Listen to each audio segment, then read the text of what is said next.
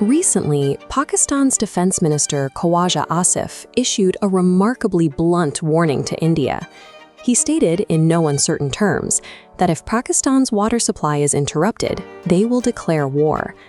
Historically, the friction between these two nuclear-armed neighbors has centered on border disputes or state-sponsored terrorism.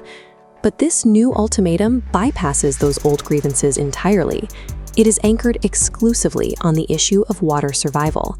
The timeline for this flashpoint is rapidly approaching. Between 2028 and 2030, India plans to maximize its legally permitted water extraction under the Indus Waters Treaty to support its own domestic development. India views the construction of these upstream dams and diversion projects as standard, treaty-compliant infrastructure. The Pakistani military establishment, however, is now officially categorizing those exact same projects as an act of aggression and a direct trigger for military action. To understand why a dam in India could provoke an invasion from Pakistan, we have to trace the geography of the Indus River System. Massive volumes of water flow from the heights of the Himalayas down through the subcontinent. Crossing the border, the water enters a strict hydrological hierarchy. As the river moves south, powerful provinces like Punjab and Balochistan pull their shares first. The heavily depleted flow finally reaches Sindh, home to Karachi, Pakistan's most densely populated commercial hub. Even today, Karachi's municipal water infrastructure is failing. Over 70% of the city experiences chronic, extended disruptions in basic water supply. Millions are cut off from the grid, forced to purchase daily water at a steep premium from a massive fleet of private tanker trucks. If India diverts a substantial portion of the upstream flow by 2028 as planned, the already meager trickle reaching Sindh will evaporate. Without that water, a mega-city of millions quickly becomes uninhabitable. This is why the rhetoric from Islamabad has escalated. Their military posturing is a direct reaction to being geographically trapped at the bottom of a dying river system.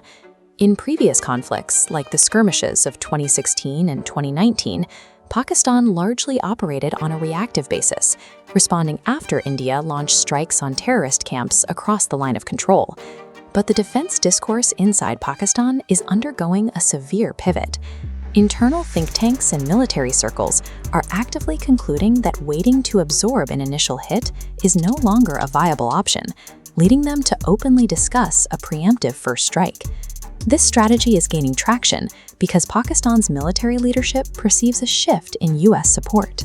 Defense circles in Islamabad point to high-level American rhetoric, specifically J.D. Vance's public endorsement of General Munir as a top-tier partner, as evidence that they can count on U.S. diplomatic protection even during a proactive military escalation. The blueprint for this preemptive strike doesn't involve a grinding conventional ground invasion. Instead, the strategy focuses on a sudden, overwhelming aerial assault directed entirely at Indian air bases. The primary objective is to neutralize India's most advanced frontline fighters, specifically their fleet of Rafale jets, destroying them on the tarmac before pilots can scramble.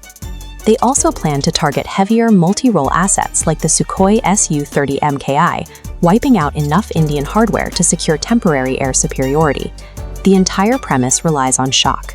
Pakistan's war planners hope to inflict such instantaneous, paralyzing damage that the international community steps in to force a ceasefire before India can mobilize its vast military apparatus for a counteroffensive. The established playbook for an India-Pakistan conflict has expired.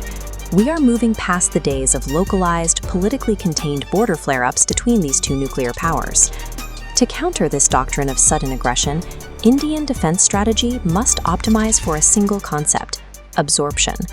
If Pakistan bets its entire geopolitical survival on a single crippling first blow, India's success hinges on hardening its assets. Surviving that initial wave with minimal hardware losses immediately exhausts the enemy's offensive capability, leaving their strategy in ruins. This is the harsh arithmetic facing the subcontinent as we approach 2030. Shrinking resources are replacing political ideology as the primary catalyst for state violence. As the climate shifts, geography will determine the next regional war. Dominance will belong to the side capable of withstanding that first, desperate strike.